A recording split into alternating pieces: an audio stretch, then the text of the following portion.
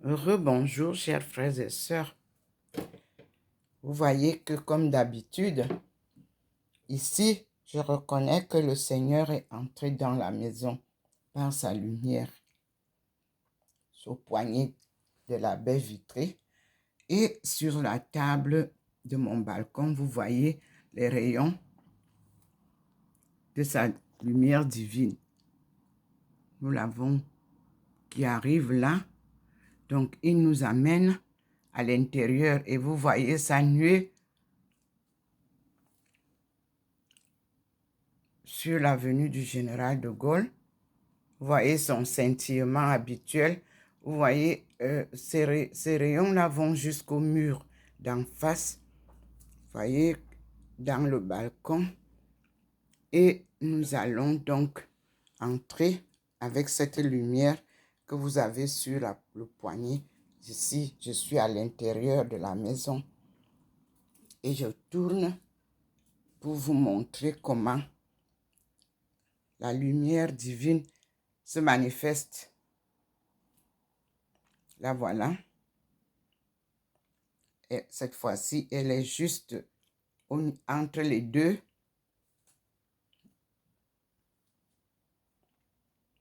Vous avez le panier tressé en bois. Vous avez le bananier. Et là maintenant, nous ne voyons pas les personnes qui nous étaient montrées entre les deux. Nous n'avons pas, comme vous le voyez. Ici, nous avons toujours, voilà le petit point qui vient vous montrer ma face transfigurée et Thérèse d'Avila en bas. Le petit point vous le montre quand je parle. Ici en haut, c'est moi. Cela m'a été inspiré et je reconnais déjà chaque fois. Ici en bas, j'ai demandé plusieurs fois et c'est Thérèse d'Avila dont je m'inspire de son expérience de vie difficile pour proclamer la parole de Dieu et témoigner de ses manifestations à ses côtés et ses paroles. En haut, nous avons toujours le couple saint, Jésus et Marie de Magdala, qui reste encore caché. Et le Seigneur y met la lumière pour dire qu'il faut qu'on sorte cette histoire. Nous continuons à observer le mur. Comme vous voyez, voilà la lumière du Seigneur. Et vous avez ici la présence de Maman Marie. Vous voyez le petit point de sang. Parce que c'est elle, dans notre course, tout au long du mur, qui nous accompagne vers son Fils, là où se trouve la face transfigurée, et qui traverse avec nous le mur, comme vous voyez, tout blanc. Ce mur est derrière moi. Et là, vous voyez, le canapé n'est pas encore blanc. Quand le Seigneur se pose là, il est complètement blanc. Et vous voyez là où j'ai offert mon peignoir à Maman Marie. Ce n'est pas encore illuminé. Et nous continuons. Nous avons donc au niveau de la statue de Maman Marie, c'est éclairé, mais pas beaucoup éclairé. C'est ici, entre la statue de Maman Marie, le meuble qui se trouve là, c'est là où se dressait la chaire académique. Vous avez les films là-bas sur les vidéos que j'ai eues. Et ici, au-dessus de la télévision, était destinée la chaire œcuménique qui, au moment de l'élévation, je me suis vue éjectée. Et je me suis demandé, mais pourquoi? J'ai prié plusieurs jours le Seigneur. À chaque fois qu'on arrivait, là, je priais et le Seigneur m'a inspiré que c'était parce que l'Église était en désordre et qu'il fallait réformer, redresser l'Église universelle à tous les niveaux. Et vous voyez, maintenant, je suis déjà posé à côté de Jésus. Là, vous pouvez regarder comment cet endroit-là est très illuminé. Voilà le petit point qui vient. Il veut vous montrer. Voici l'endroit. Le petit point descend. Voilà où je suis. Là. À côté de Jésus. Et vous voyez bien sa face. Tel au jour de sa passion. Et c'est cette photo qu'il m'a donnée à Paray l'aumônial à la veillée de prière du 7, c'est-à-dire du 7 au 8 août. Seigneur, tu es merveilleux.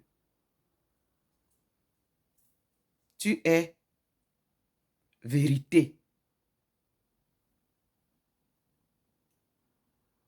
Cette lumière continue.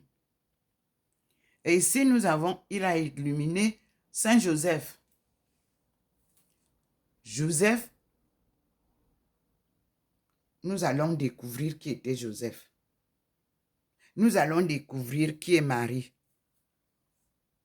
qui porte son fils, comme je l'ai dit. Ça a été rectifié désormais au Vatican. Voici comment se présente Maman Marie à chaque fois que j'ai eu sa visitation, en rêve ou en vision, en mode éveillé ou en mode endormi. Voici Maman Marie portant Jésus-Christ et tenant son épée de combat à la main droite. Et ici, j'avais reçu toujours à Paray l'aumônial, je l'ai acheté. Marie qui dénoue les nœuds, comme toute maman. Quand l'enfant arrive là, il dit, maman, vous allez vous débrouiller à dénouer ça. Et nous voyons ici comment il a illuminé, vous-même regardez, il a illuminé Jésus noir sur la croix. Ça, cette croix doit être dans plusieurs monastères, plusieurs lieux de culte. Il est noir, Jésus. Et il est venu pour nous porter la bonne nouvelle que nous appelons évangile. En anglais, gospel. Il a disparu. Puis, pendant tout le temps que j'ai eu mes visions, le Seigneur me parlait plus en français. C'est quand je suis allée en Espagne que nous étions avec les religieuses venant, je crois, du Kenya, que le Seigneur a parlé, mais vraiment brièvement, lorsque il devait s'en aller, le jour qu'on a décidé qu'on bombarde la Syrie. Il m'a apparu dans l'Eucharistie. Et il a dit « war, war, war » 3 fois. Et la dernière fois, c'était « war everywhere ». Alors, moi, il a dit qu'il s'en va. Moi, je dis, qu'est-ce que moi je deviens? Il ne m'a pas répondu. Il m'a remplacé son image par cette image qui se trouve sur les pages des Carmélites. C'est ce qu'il m'a donné, sa maman et lui. Puis, il s'est élevé comme une fusée. Il est monté au ciel et il m'a laissé juste une petite lumière qui venait tomber sur moi. Et j'ai demandé à la moniale qui s'asseyait toujours à côté de moi si elle voit quelque chose dans l'Eucharistie. Elle dit non, il n'y a rien. Je lui ai demandé, est-ce que vous mettez quelque chose là-dedans? Elle me dit non, c'est la communion, c'est blanc. Donc nous avons terminé la prière puisqu'elles m'ont entendu dire, pleurer. Et quand on a fini, la mère supérieure m'a appelé et puis elle m'a demandé ce que j'ai vu. Je lui ai dit. Et nous sommes allés manger comme chaque jour à midi. Et là, quand on écoute la télé, nous entendons que tous les pays ont signé qu'on doit bombarder la Syrie. Et là, on était tous ébahis. Même elle-même se disait, mais c'est ce que maman disait tout à l'heure. Puis, une des religieuses âgées, le soir, est venue m'offrir l'effigie de Marie portant son bébé, que j'aurai l'occasion de vous montrer. J'ai gardé ça soigneusement. Maintenant, ici, Jésus, le Seigneur vient d'illuminer. Jésus nous dit à chacun et à chacune d'entre nous, crois au Seigneur et tu seras sauvé. Jésus n'a jamais dit, crois à moi, Jésus, et tu seras sauvé. C'est une grosse erreur qui est commise au niveau de la confusion de ce que nous savons de Jésus. Jésus priait son Père. Il nous invite à prier son Père. Et il nous a même dit que tout ce qu'il fait, il le fait par le pouvoir de son Père et au nom de son Père. Il y a donc quelques erreurs dans la transmission des messages de ce gospel, c'est-à-dire de cet évangile que nous recherchons. Parce que si cet évangile était posé dans toutes les églises, il n'y aurait plus de confusion. Chacun lirait clairement ce que Jésus lui-même a écrit, ce qu'il prêchait, ce qu'il enseignait. Il insiste, regardez comment la lumière est sur ça. C'est loin de la porte, c'est entre la cuisine, c'est entre l'entrée de la cuisine, vous voyez, voici la cuisine. La lumière de la cuisine est posée là-bas au mur, parce que lui, il fait des plaques. Voilà, il a posé là-bas au mur. Mais il n'y a pas de dessin. Mais ici, il est venu illuminer. Voyez vous-même là. Là, nous sommes à l'entrée, entre la porte centrale qui est fermée et on entre à la cuisine. C'est les cuisines américaines là qui sont cloisonnées juste. Et puis nous tournons. Là, nous sommes devant le scintillement de la Trinité divine. Dieu 3 fois saint. Inséparables les trois. Il est Dieu le Père, Dieu le Fils et Dieu le Saint-Esprit. Et vous voyez vous-même comment ça scintille chez moi. Depuis le premier jour qu'il a commencé les apparitions, ça n'a jamais changé. Puis, je vous assure, tout coïncide. Qu'est-ce que je vais vous dire? Voilà, ça scintille là. Mon animal d'horoscope. Le tigre. Vous verrez toujours que nos chefs traditionnels ont la tenue des peaux de tigre. Il y en a qui ont imité sur du tissu Mais je vous dis que le vrai patriarche, on ne lui met pas le tissu. Non, non, c'est la peau de cet animal. Parce que c'est un animal mystique. Le tigre, le lion, la tortue, 3 animaux.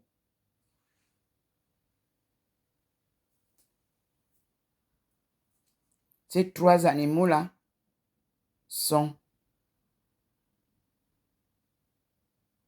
les animaux historiques de la sagesse divine et la sagesse africaine. Nous allons donc ensemble lire ici le missel de la semaine. Ici, ce sont des livres qui m'ont été donnés par l'évêque de Beijing et l'évêque de Buea. Pour mon chemin, nous prenons donc le missel de la semaine en français d'abord. Le voici. Présenté par Pierre Jounel. Et nous prenons en anglais. C'est comme ça que j'ai été documenté pour mon chemin. The weekday missal. The order of mass for weekdays. Voilà ce qui conduit mes journées d'adoration. Je reviens ici et vous voyez l'agneau. La lumière qui est venue de dehors a formé l'agneau.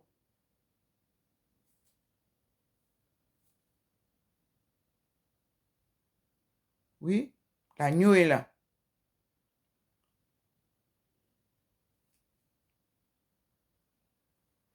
Et nous venons derrière.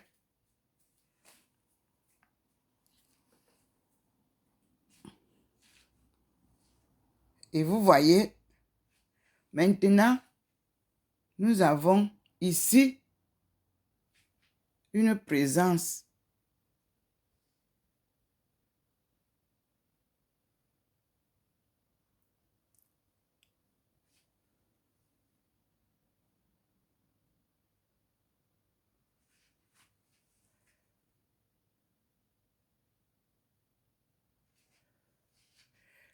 Vous voyez, les 3 femmes qui étaient là-bas sont sous la feuille du bananier. Observez, les 3 sont là.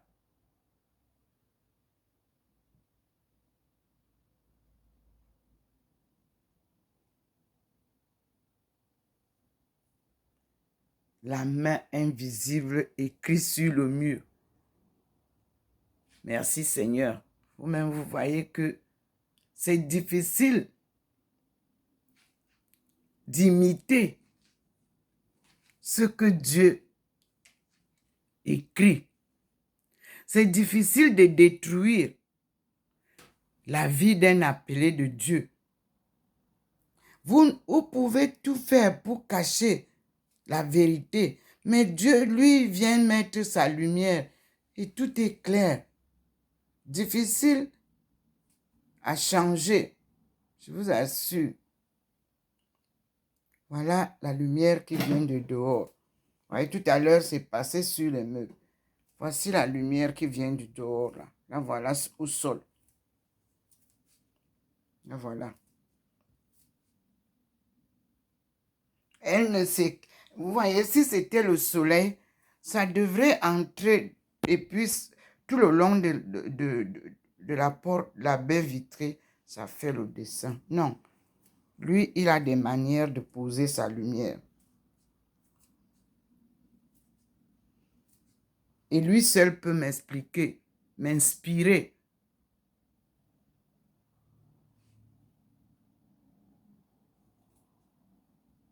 C'est pour ça que je n'ose pas souvent m'hasarder à vous donner des explications. C'est quand je vois vraiment clairement, comme je vois l'agneau là, alors je peux en ce temps-là oser. C'est à lui la gloire et non la mienne. Et cette banane, ce bananier est une leçon pour le peuple de Dieu.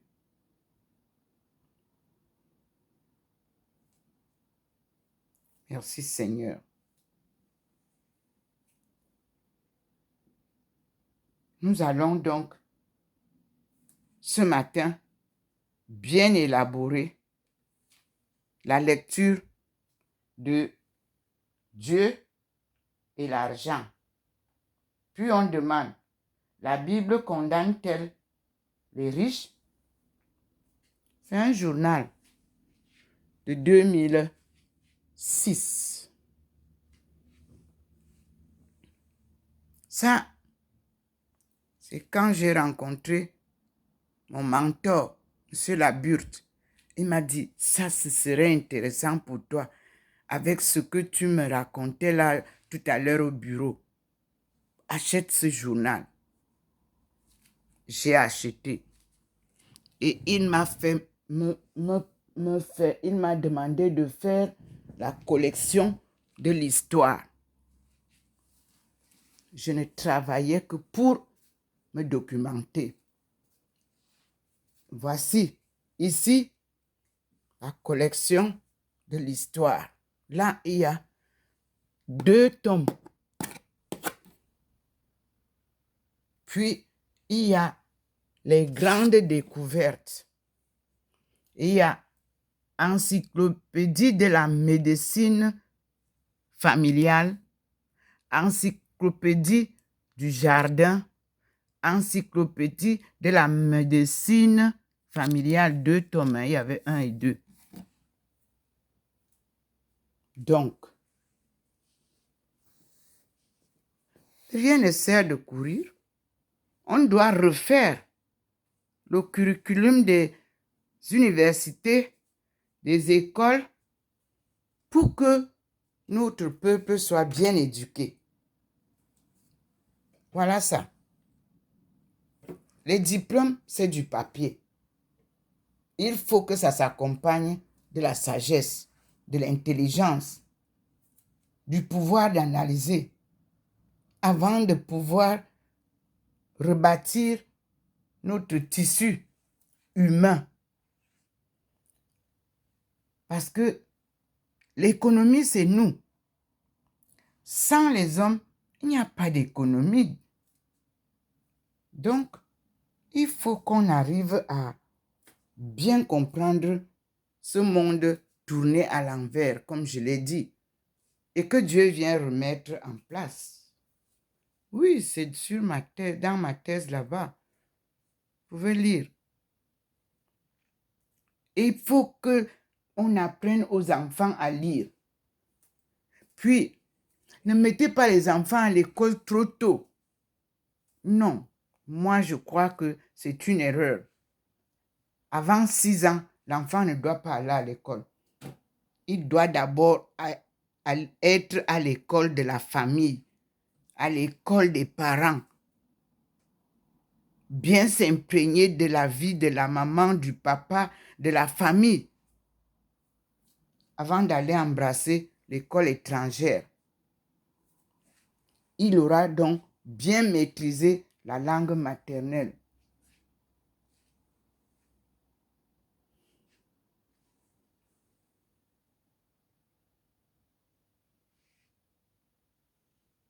Puis, Dieu nous écoute en nos langues. En chaque langue, il communique avec le peuple. Si vous évangélisez en langue étrangère, et les chrétiens que vous évangélisez ne comprennent rien, qu'est-ce que vous avez fait comme travail? Rien.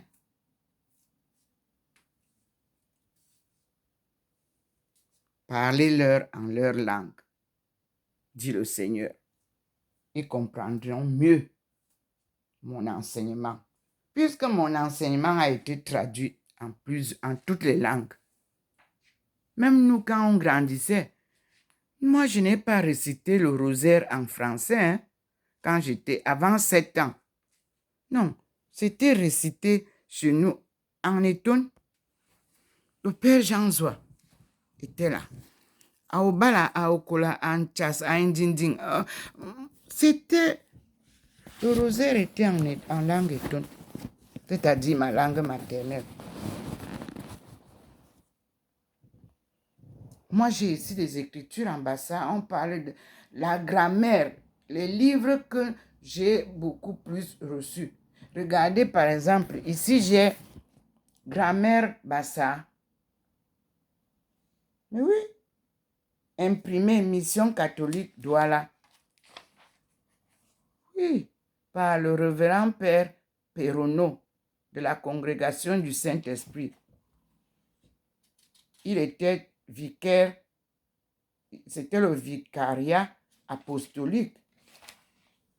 Comment voulez-vous alors que les gens que vous éduquez puissent parler? Regardez ici, nous avons la langue bassa est parlée par les indigènes peuplant les rives de la basse Sanaga et formant la tribu bassa.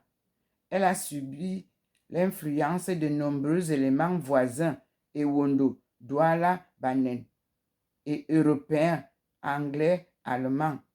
L'adaptation euphonique a été parfois heureuse, au point qu'il n'est pas toujours facile de distinguer l'origine de certains mots. Pourtant, moi je vous dis que le bassa, ce sont nos petits-fils, nos petits-neveux, les bassa et les étones.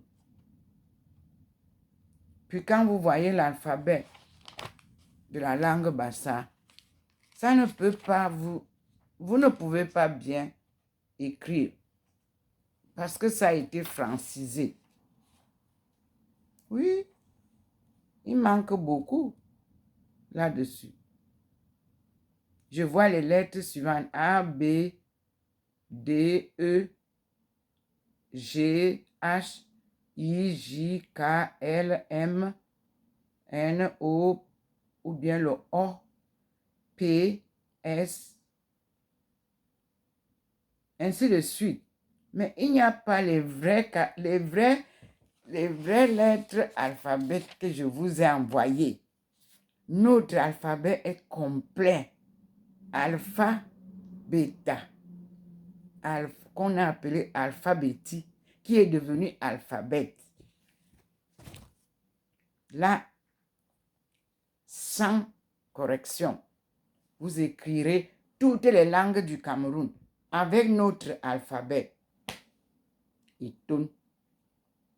Parce que j'ai lu à la grammaire Ewondo, comme je viens de lire grammaire Bassala.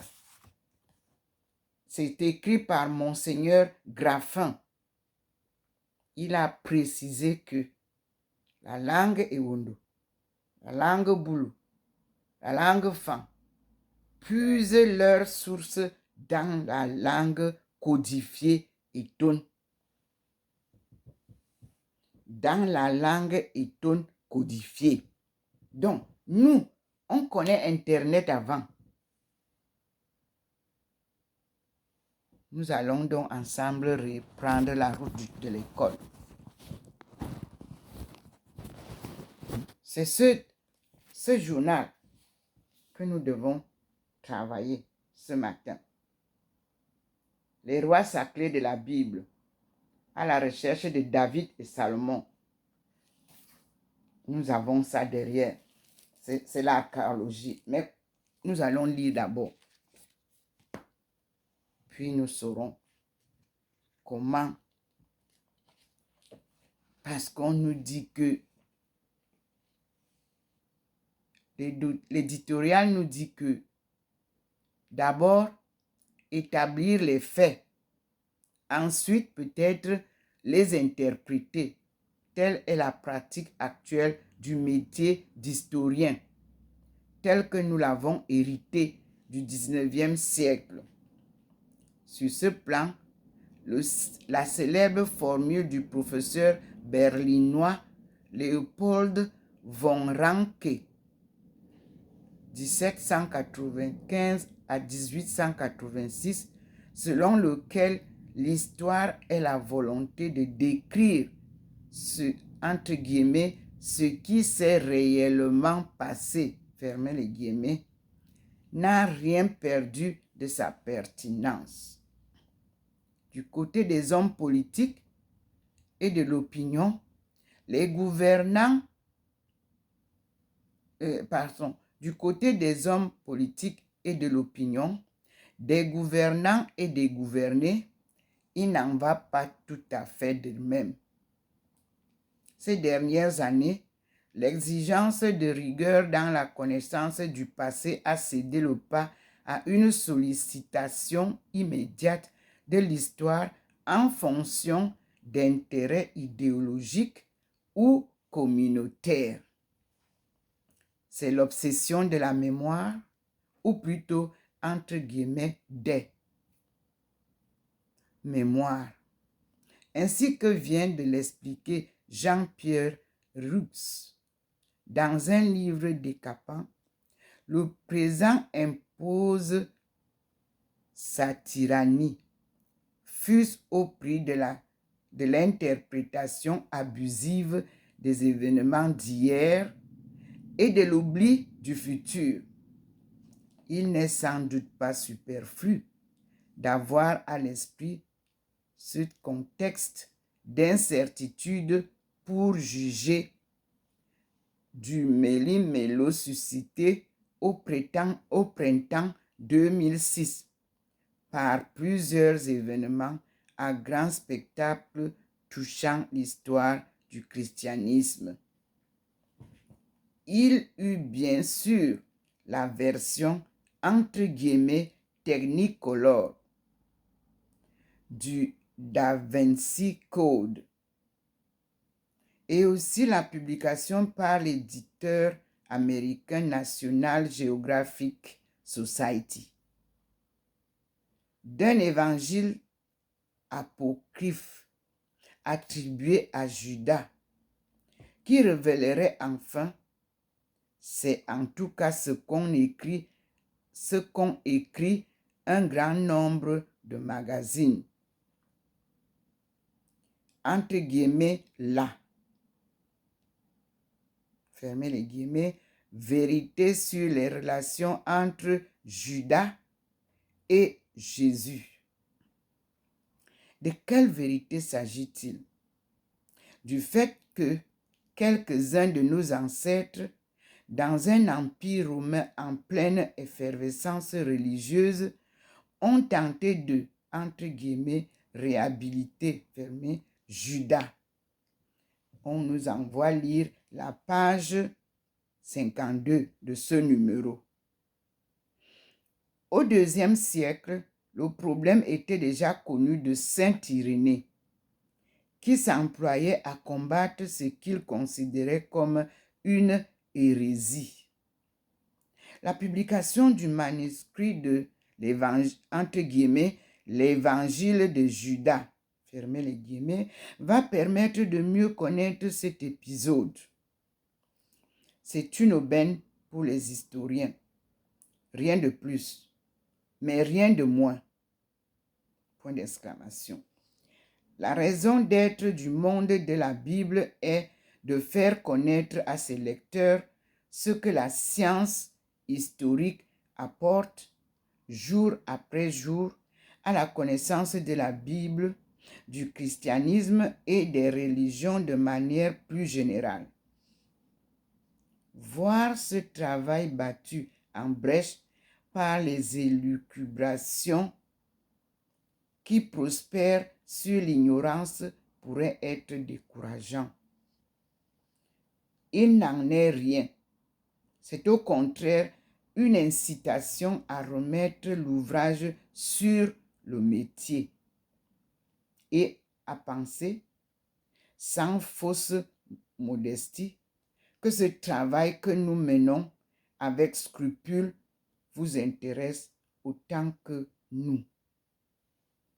Signé Jean-Luc Poutier, directeur de la rédaction Le Monde de la Bible, numéro 172, page 3. Il nous dit, ils ont fait une moquette, une image, le baiser de Judas, Bible allemande, 14e siècle, héritage, image, l'image, L-E-E-M-A-G-E.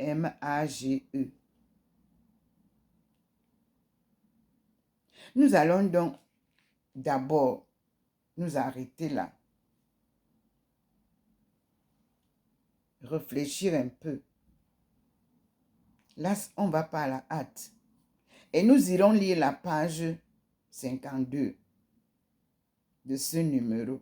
Mais avant d'y aller, je voudrais attirer l'attention sur... Il y a eu bien sûr la version Technicolor du DaVinci Code et aussi la publication par l'éditeur américain National Geographic Society d'un évangile apocryphe attribué à Judas qui révélerait enfin, c'est en tout cas ce qu'on écrit, c'est en tout cas ce qu'on écrit un grand nombre de magazines tirés entre guillemets là, fermé. Vérité sur les relations entre Judas et Jésus. De quelle vérité s'agit-il? Du fait que quelques-uns de nos ancêtres, dans un empire romain en pleine effervescence religieuse, ont tenté de, entre guillemets, réhabiliter Judas. Alors on nous dit, lire page 52. Et surtout, il y a un manuscrit, la publication du manuscrit de l'évangile de Judas va permettre de mieux connaître cet épisode. Donc, c'est une aubaine pour les historiens, mais aussi pour les anthropologues religieux, comme moi. Cela va permettre de mieux connaître cet épisode. C'est une aubaine pour les historiens. Rien de plus, mais rien de moins. Nous allons donc lire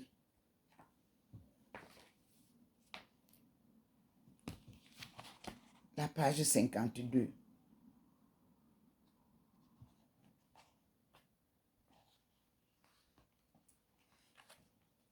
Le grand titre, c'est Actualité. Livre. En tant que chercheurs, nous ne pouvons pas nous approprier des droits de ceux qui ont écrit. Non, je lis en précisant bien sûr que c'est eux, c'est à eux les droits d'auteur. Mais ils nous éveillent quelque chose, ils nous apprennent quelque chose que nous devons nous maintenant chercher à comprendre. En tant que chercheurs de l'histoire de la Bible ou alors des Écritures saintes. Entre guillemets, signé Judas. Il paraît que nous allons comprendre. En avril dernier, nous sommes là en 2006. En avril dernier, le célèbre éditeur américain National Geographic Society publiait The Lost Gospel. Un évangile rédigé probablement au milieu du 2e siècle de notre ère et signé du nom de Judas, le disciple qui trahit Jésus.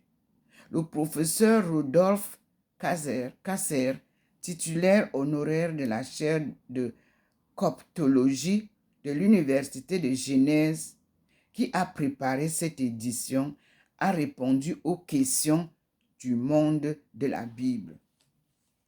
Avant d'avancer, je vous montre The Lost Gospel que moi j'ai acheté.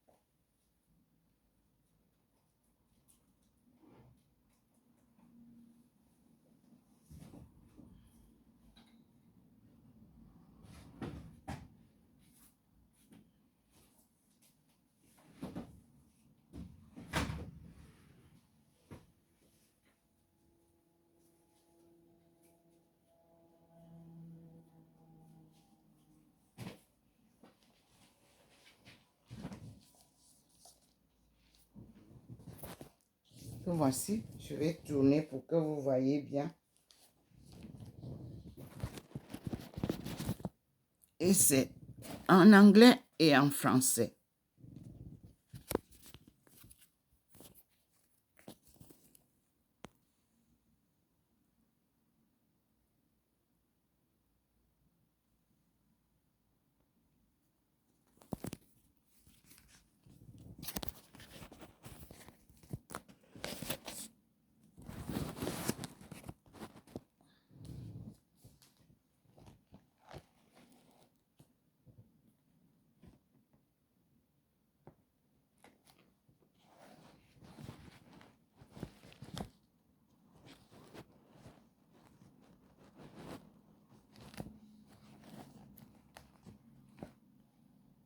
Voilà, donc on va continuer la lecture. Le professeur Rodolphe Kasser ne cache pas son émotion. Entre guillemets, cela a été pour moi un choc lorsque j'ai été mis en contact en 2001 avec ce manuscrit, l'Évangile de Judas. Vous trouverez ça dans les apocryphes. J'ai les apocryphes avec moi ici. Parce que tout ce dont je vous parle sont dans des livres dont j'ai été très bien documenté afin de défendre ma thèse.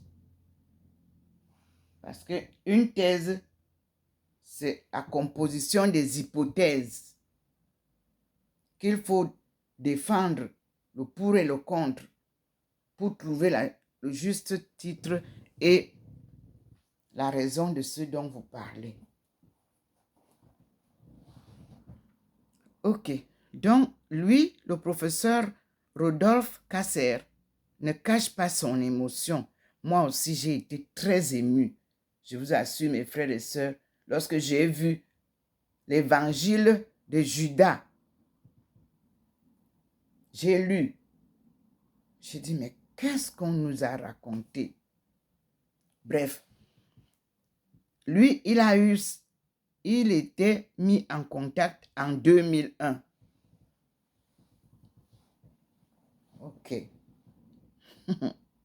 On continue. L'évangile de Judas. N.D.L.R.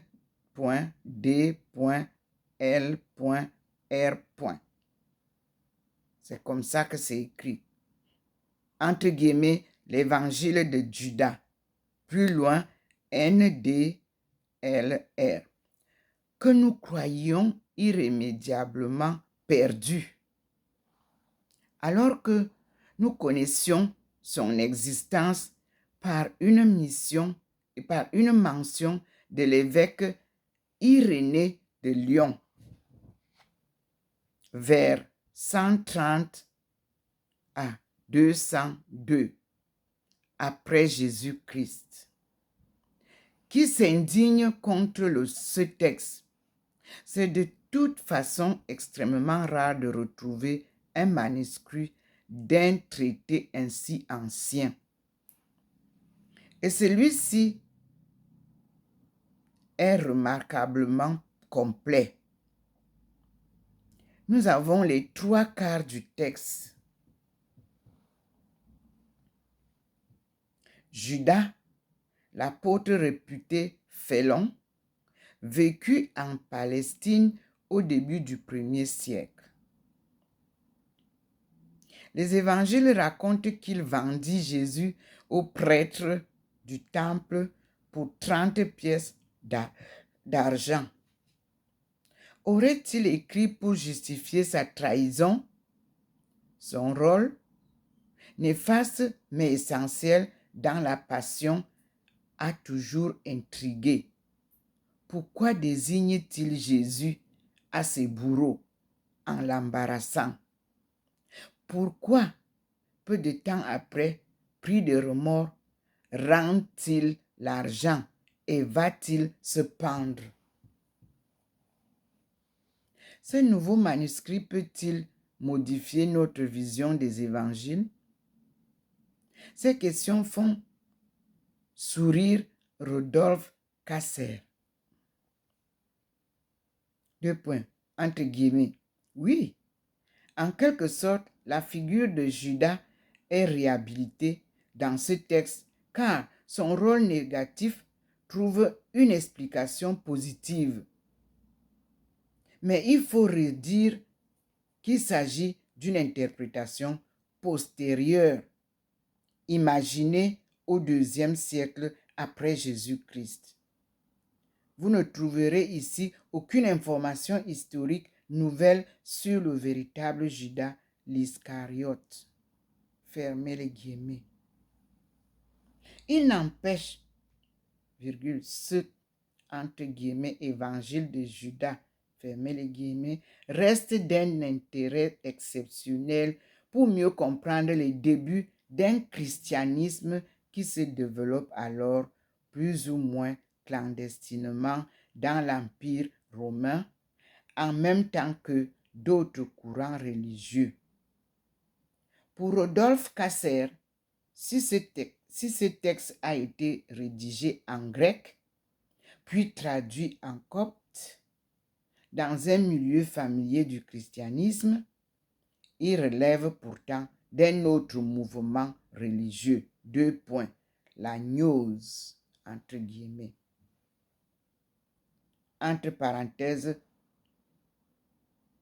encore entre guillemets, connaissance en grec.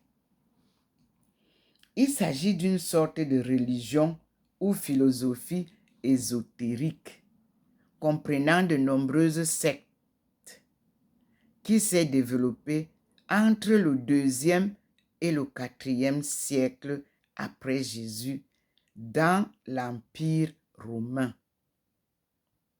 De petits groupes initiés, les gnostiques, inspirés par certaines idées philosophiques grecques et par les écritures bibliques, réinterprétaient à leur façon le christianisme. Ils pensaient que le véritable Dieu était inconnaissable et incré, entre guillemets, hors de toute matière, fermez les guillemets. Il était masqué aux yeux des hommes par un Dieu inférieur malfaisant, créateur du monde, le Dieu biblique. Pour les gnostiques, le monde est un lieu infesté par le mal, les ténèbres et le péché, où l'on adore un usurpateur. Seuls seraient, entre guillemets, élus, au pluriel, sauvés, virgule, ceux qui échapperaient à cette supercherie et atteindraient la perfection par une initiation à des pratiques, à des paroles magiques. Ceux-là rejoindraient la lumière, le véritable Dieu. Après un parcours difficile, inutile pour eux d'essayer de convertir les autres, ni de se reproduire, car le monde court dans son ensemble à sa perte. Cette vision pessimiste entrait en contradiction avec le message de salut universel des premiers missionnaires chrétiens. L'Église, après 313, date à laquelle le culte chrétien est autorisé avec bienveillance par l'Empire romain, a écarté du canon biblique les nombreux textes gnostiques et d'autres au caractère légendaire. Ils sont depuis connus sous le nom de, entre guillemets, apocryphes, fermez les guillemets, c'est-à-dire, entre guillemets, cachés. Les manuscrits de ces textes ont peu à peu disparu, victimes de campagnes volontaires de destruction, de l'oubli des hommes ou de l'usure du temps. Le mouvement gnostique nous est donc surtout connu par des textes de controverse à son égard, développés par les théologiens de cette époque. D'où l'importance de, entre guillemets, l'évangile de Judas, qui ouvre un accès direct à cette pensée et fait mieux comprendre aussi les réponses des chrétiens de ce temps. Le récit développé dans, entre guillemets, l'évangile de Judas, fermez les guillemets, commence par montrer Jésus joignant ses disciples pour la Pâque. Jésus se moque d'eux et explique que célébrer l'Eucharistie est inutile. Entre guillemets, il essaye de les instruire des idées gnostiques. Mais il voit bien, explique Rodolphe Kasser, qu'ils sont trop simples pour le comprendre. Sauf Judas, que les autres détestent, mais que Jésus affectionne particulièrement. Fermez les guillemets. Jésus, à l'issue d'un long dialogue où il initie Judas et interprète ses rêves, lui demande de le livrer aux autorités afin qu'il soit délivré de son corps matériel et retourne vers la lumière. Et le récit se termine sobrement sur la rencontre de Judas avec les Juifs qui cherchent Jésus.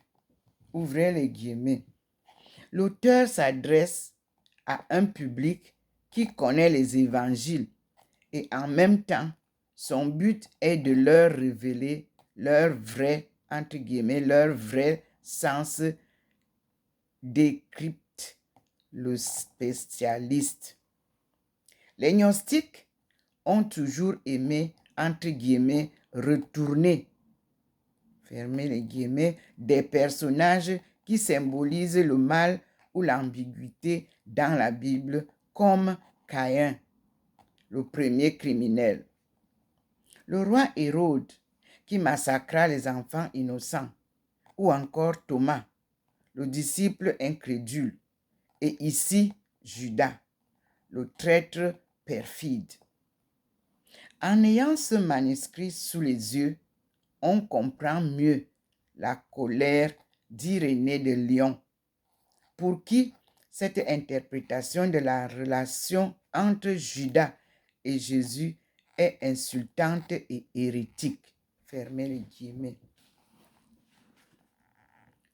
Rodolphe Kasser espère que la confrontation avec d'autres textes gnostiques apportera de nouvelles informations.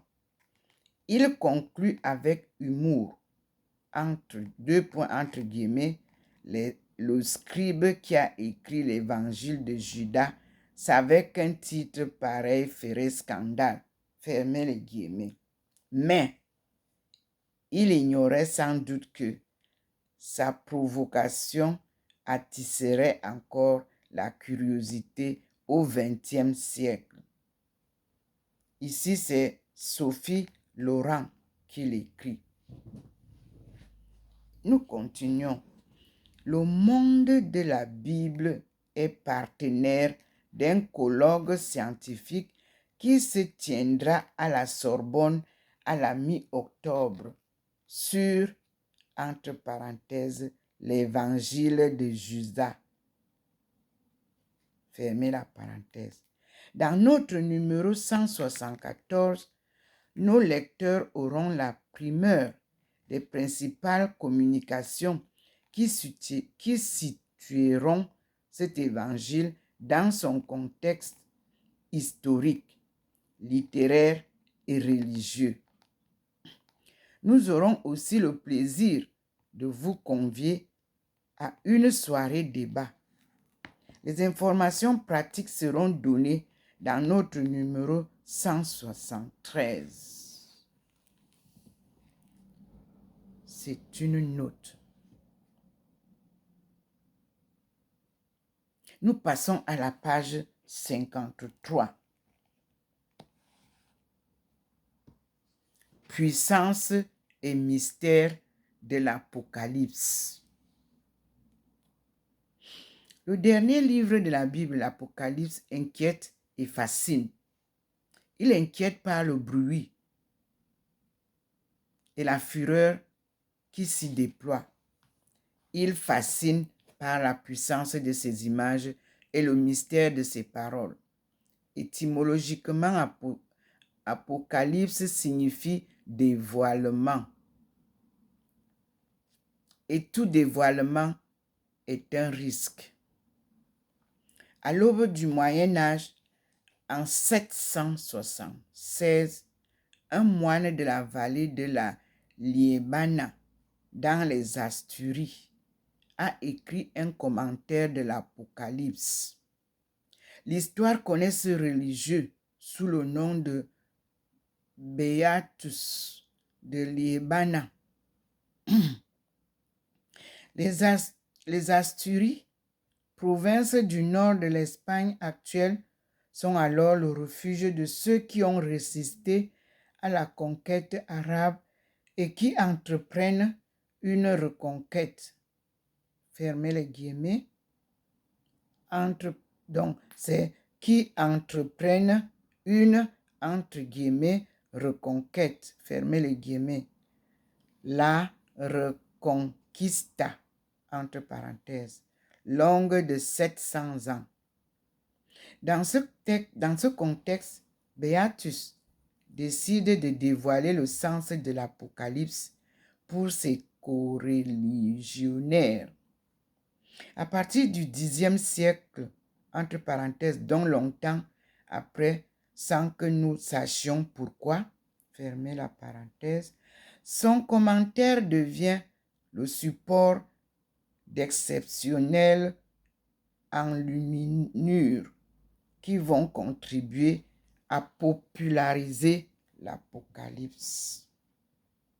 Christine Pilistandri, chercheur au CNRS, et Henri de Villefranche, exégète, ont tenté, et réussi, une présentation combinée du texte de l'Apocalypse et des plus belles illustrations de, entre guillemets, Beatus.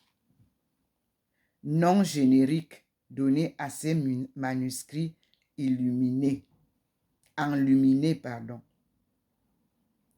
Henri de Villefranche avait publié en 2001 une lecture de l'Apocalypse de Saint Jean, édition Parole et silence, fermez la parenthèse, qui est un modèle de pédagogie.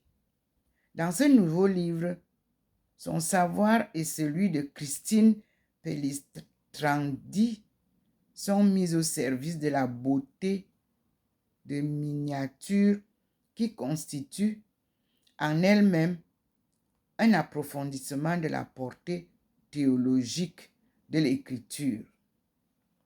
Dans son introduction, Henri de Villefranche insiste sur le fait que l'Apocalypse n'est pas une excroissance étrange du Nouveau Testament. Nombre de ces thèmes se trouvent aussi dans les évangiles. Il met en garde contre une lecture purement datée de ce texte. Lire l'Apocalypse en oubliant la tradition qui s'y rattache, c'est se priver de l'éclairage d'un cumul de sens, entre guillemets. Cumul de sens. Cette tradition est scrutée par deux publications récentes, très différentes de leur nature. Une livraison numéro 14 de la revue Graphet sur la Jérusalem céleste et le dernier livre de l'histoire de Denis Crouzet sur Christophe Colomb. La vision de Jérusalem céleste clôt la clôture qu'est l'Apocalypse par des textes entre guillemets et une présentation de grande qualité, Graphet montre comment cette vision n'a cessé de nourrir l'imaginaire prophétique. D'Ézéchiel à Olivier Messiaen. De son côté, Denis Crouzet, avec sa maestria habituelle, débusque l'arrière-plan apocalyptique des rêves et des entreprises d'un Christophe Colomb. L'Apocalypse n'a pas fini de nous surprendre et de nous émerveiller. Signé Jean-Luc Poussier. Donc, à lire Christophe Colomb, héros de l'Apocalypse, écrit par Denis Crouzet. Lire aussi Graphet numéro 14, La Jérusalem céleste, presse de l'Université d'Artois, 2005.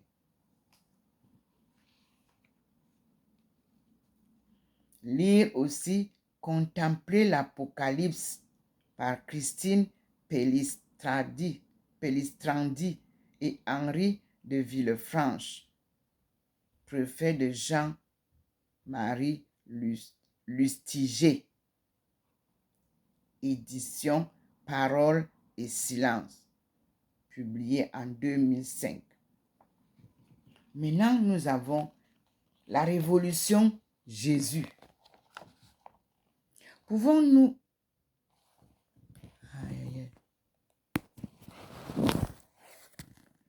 Nous avons perdu la lumière.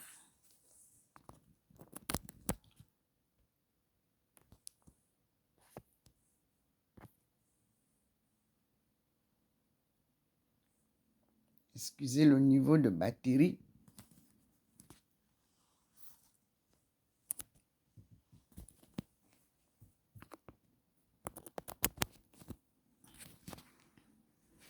La révolution de Jésus. Pouvons-nous appliquer au mouvement de Jésus les grilles de lecture utilisées par les sociologues pour analyser le succès d'un groupe adventiste en Afrique ou la montée de résistance villageoise anticolonialiste?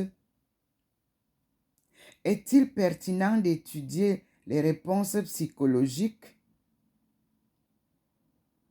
que des groupes peuvent apporter à la crise économique, politique et religieuse que traverse leur société? À ces deux questions, Gerd Thesen, professeur de Nouveau Testament à l'université de Heidelberg en Allemagne, a répondu oui, depuis longtemps, en tant que l'un des grands spécialistes de la entre guillemets, sociologie religieuse, fermez les guillemets, appliquée à l'histoire du premier christianisme.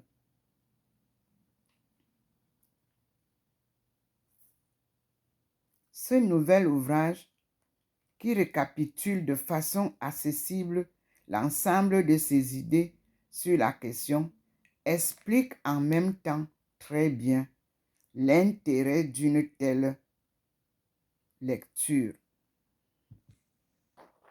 Sans jargon, procédant pas à pas, l'auteur nous entraîne dans une analyse de ce qui entoure Jésus. Sa conclusion, il s'agit d'un groupe marginal de charismatiques radicaux et itinérants qui espèrent un renouveau du judaïsme. Puis, élargissant la focale, il replace ce groupe dans l'ensemble des mouvements millénaristes. Enfin, il dresse un tableau convaincant de la société juive du premier siècle, strade par strade. Son analyse s'appuie rigoureusement sur les connaissances historiques récentes, mais permet d'aller plus loin dans l'interprétation. Pour Gerd Thesen, qui suit une théologie du conflit, entre guillemets, une théologie du conflit.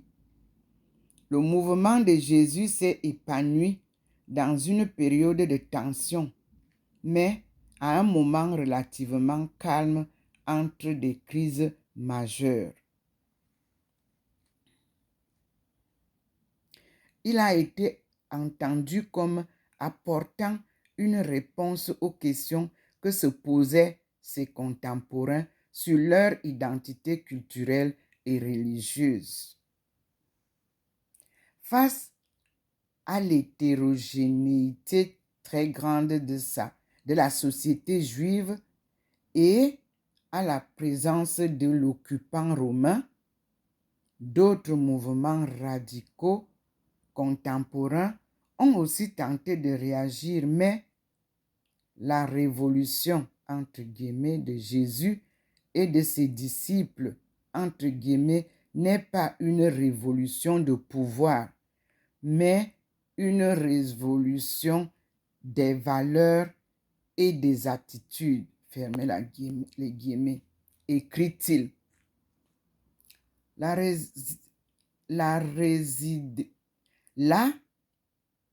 résiderait son originalité et sa force.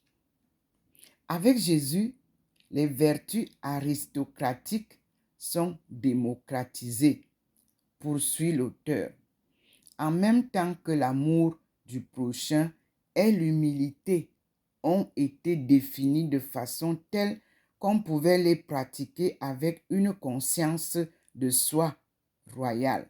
Fermez les guillemets. 2 points. Les petits gens ne sont-ils pas qualifiés de bien, entre guillemets, de bienheureux? Fermez les guillemets, virgule, ouvrez d'autres guillemets, fils de Dieu, fermez les guillemets. Et ne doivent-ils pas, comme les souverains, faire preuve de sagesse et de libéralité? Ce, entre guillemets, mouvement de renouveau, fermez les guillemets, échoua à l'intérieur du judaïsme, mais son succès comme, entre guillemets, religion nouvelle, fermez les guillemets, dans l'espace méditerranéen, tient sans doute, conclut Gerald Theissen, à, entre guillemets, une universalisation des traditions d'Israël, signé Sophie Laurent.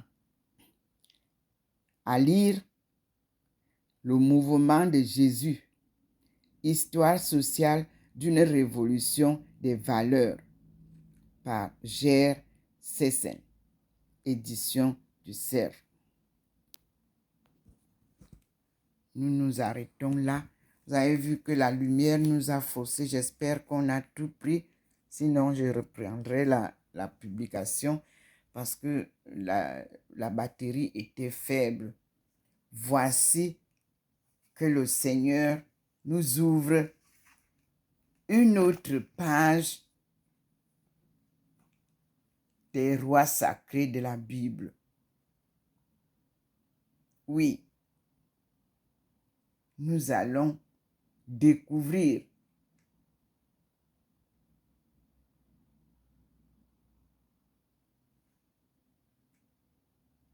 parce que nous allons chercher David et Salomon aussi. Puisque Joseph descend de David. Là, oui, David et Salomon ont bel et bien existé. Non, Israël Finkelstein n'est pas. Israël Finkelstein n'est pas un, entre guillemets, minimaliste. Un de ces chercheurs qui nie toute historicité ou récit biblique. Pour preuve, l'angle qu'il a choisi pour traiter des rois sacrés de la Bible. Il s'agit de raconter la longue histoire de ces figures royales, de l'époque supposée de leur existence au Xe siècle avant Jésus-Christ, jusqu'à leur réception dans la Renaissance occidentale au XVIe siècle. De ce fait, le livre veut plus nuancer que le précédent. L'ouvrage est centré sur l'historiographie bien plus que sur l'archéologie. Dès lors, les rois sacrés de la Bible constituent une synthèse des connaissances actuelles en histoire de la langue et de la littérature, exégèse. Le premier mérite d'Israël Finkelstein et Neil Silberman est d'avoir réussi à sortir de leur spécialité pour regrouper et rendre accessibles ces recherches ardues et peu connues de la plupart des lecteurs. Signé Le Monde de la Bible. Là, nous sommes aux éditions Bayard. Merci Seigneur. Voilà le choix de Dieu, les livres qu'il a choisis. Nous sommes ici face à deux angles de l'histoire. Dieu et l'argent.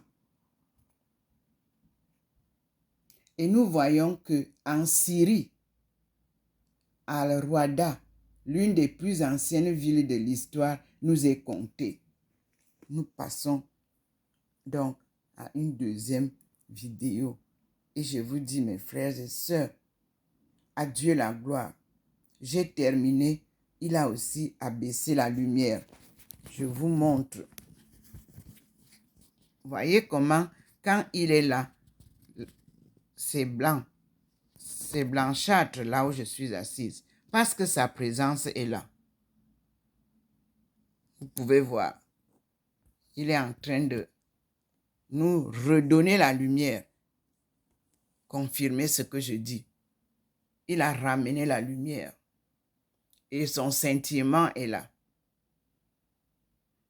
Comme j'ai branché le téléphone, je ne peux pas aller dehors. Je pourrais bien vous voir. Et vous pouvez voir que la lumière du poignet a diminué.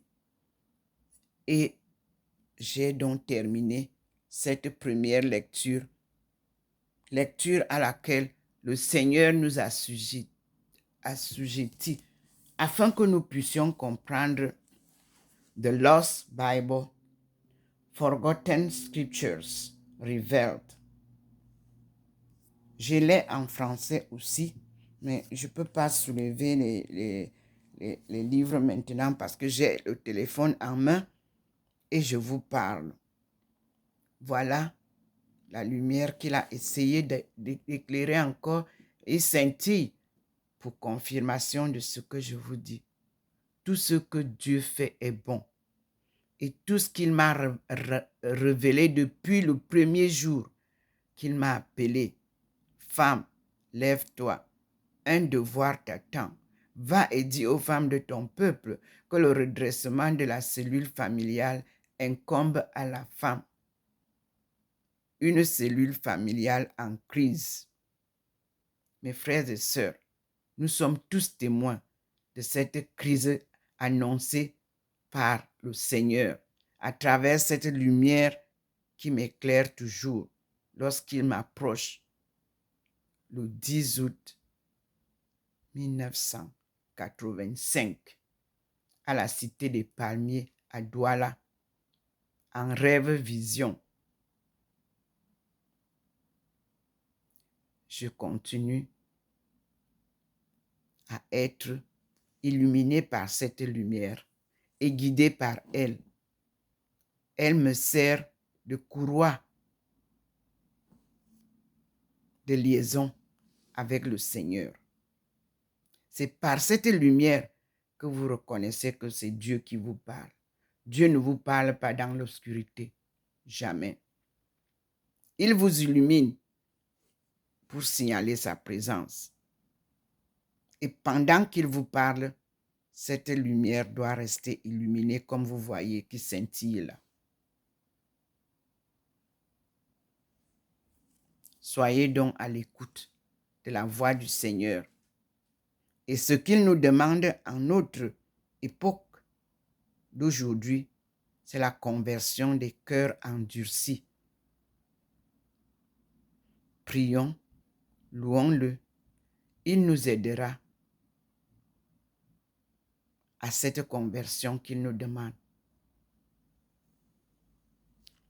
Je suis Dr Ndomo Melingi Thérèse, servante du Seigneur et son peuple choisi, qu'il vient délivrer. C'est son peuple appelé les fils et les filles de Dieu. Benti, les honorables fils et filles de Dieu, devenus Bentu, néant, sous le joug de la colonisation, de la déportation et de l'esclavage. D'antan et d'aujourd'hui qui perdure. Dieu a donc décidé de venir faire le combat lui-même et remettre sa création humaine au bon sens comme il l'avait créé dès le début et redonner la souveraineté à son peuple. Personne ne peut combattre Dieu. Et vous voyez vous-même le bouleversement qui se passe. Notre monde a été tourné à l'envers. Et Dieu vient tourner son monde à l'endroit. Et nous parlons donc d'un nouvel ordre socio-économique. Car même les hommes ont été transformés. Les femmes transformées. Nous vivons dans un monde erroné.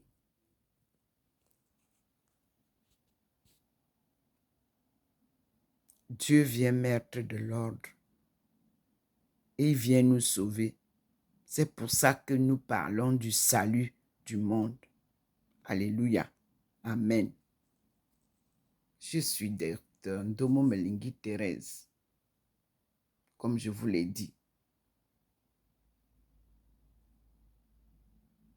Docteur en économie mondiale, relations internationales et développement économique et anthropologue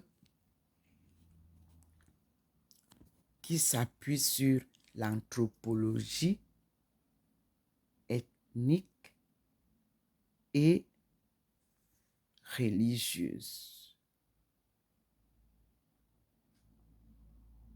Là, le linguiste nous accompagnera et la langue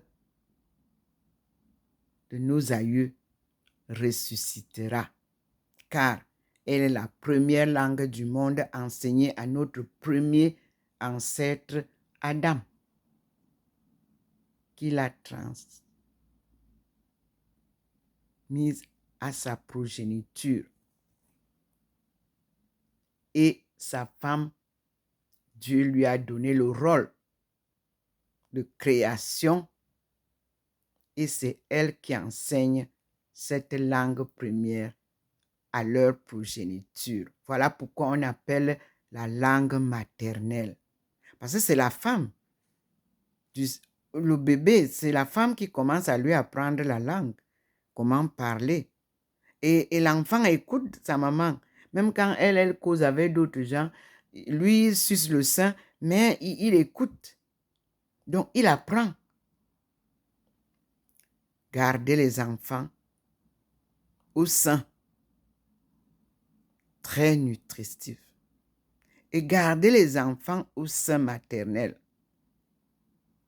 et donnons-leur le temps de jouir de leur union maternelle, au moins 6 ans, avant de les envoyer en aventure dans les écoles. Ils en ont besoin. Merci Seigneur. À tout à l'heure, mes frères et sœurs.